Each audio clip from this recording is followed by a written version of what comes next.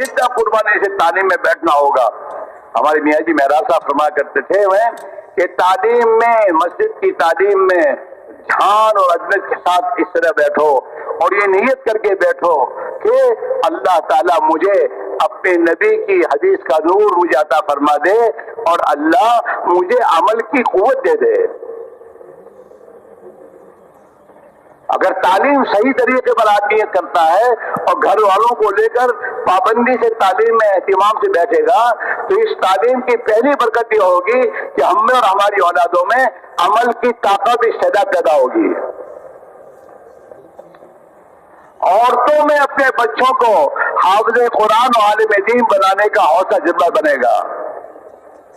بچوں کے اندر یہ جذبہ بنے گا کہ ہم اسکول کے ساتھ حافظ بنیں گے،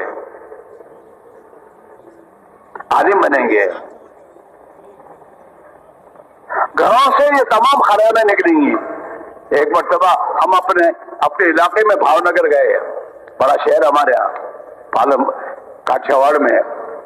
وہ ایک آئی صاحب ہمارے ساتھ بیٹھنے اٹھنے والے تھے، دعوت کے کام میں لگے ہوئے تھے. میرے پاس آئے کہ مولانا تعلیم کی برکت تو میں نے دیکھی. میں نے کہا کیسے؟ کہ ایک مرتبہ کیا ہوا، گھر والوں نے مجھ سے کہا کہ گھر میں ٹی وی لانا چاہیے. میں نے کہا میرے ہوتے ٹی وی نہیں آئے گی، گھر میں نہیں آئے گی. تو بیوی اور بچوں نے سب نے آپس میں مشورہ کیا اور پیسے جمع کیے اور ان کے پیسوں سے ٹی وی لے آئے گھر میں.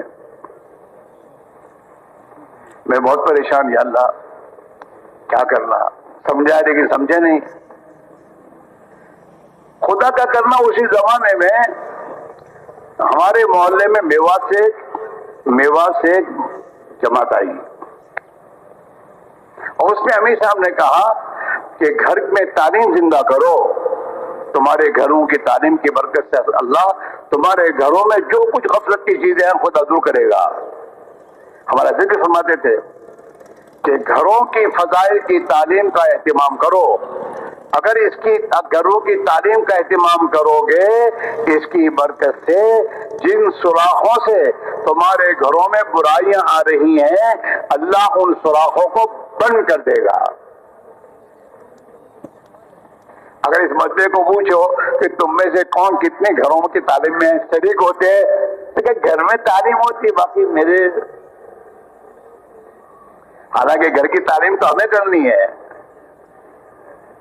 اہتمام کے ساتھ خود کو بھی بیٹھنا ہے، اپنے بال بچوں کو لے کے بیٹھنا.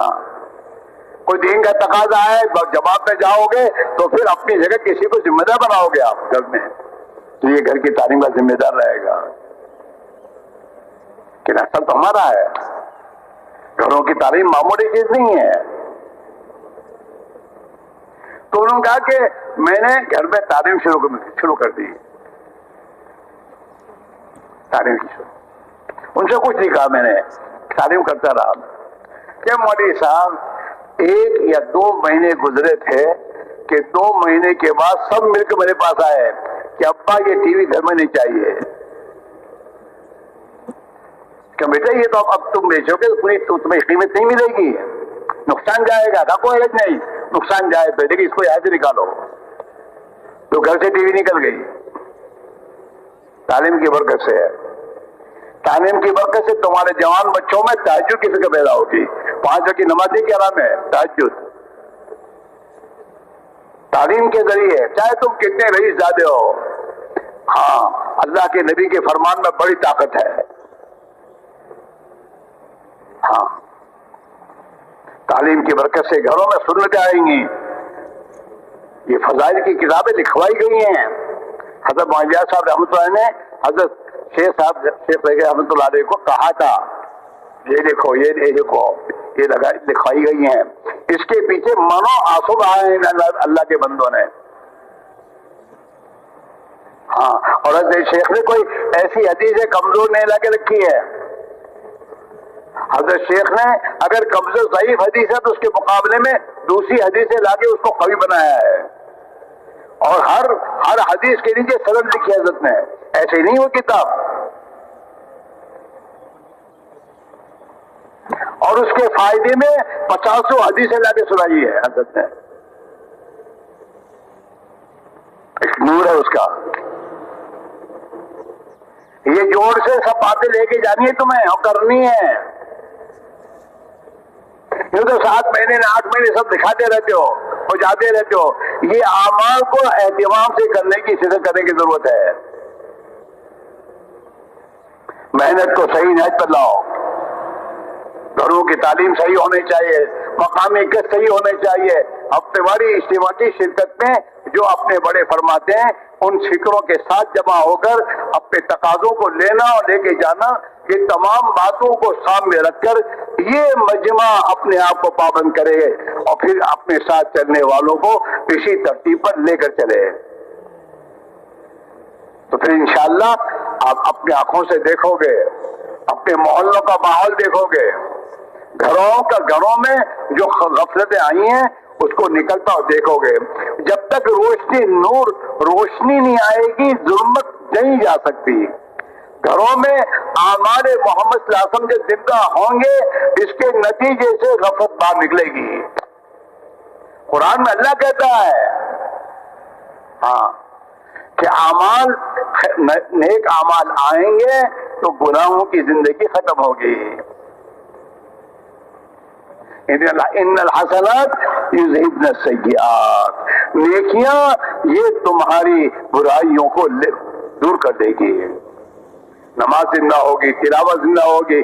اپنے گھروں میں دیکھو 3 تسبیح کی پابندی میری کتنی ہے. چلتے پھرتے 3 تسبیح پڑھنے کے لیے, کھانے کے لیے وقت نکالتے ہو وہ نکلتا ہے, 3 تسبیح کے لیے وقت نہیں نکلتا.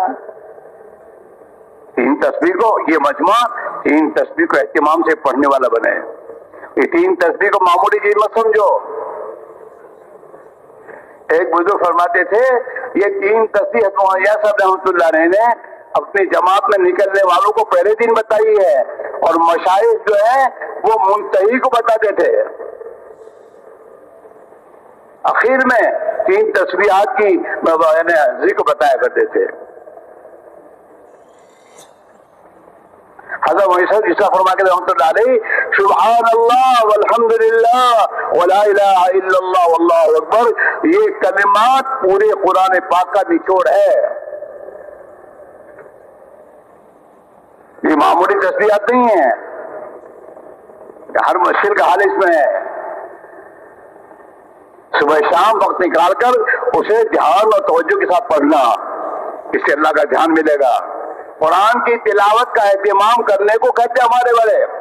ہر کام کرنے کو ارے بہت مشغول ہے, گش بہت تیرا گش اپنی جگہ پر ہے, گش کے ساتھ گش تعلیم قرآن کی تلاوت اور قرآن کی تلاوت ہے, اسے چھوڑنا نہیں ہے.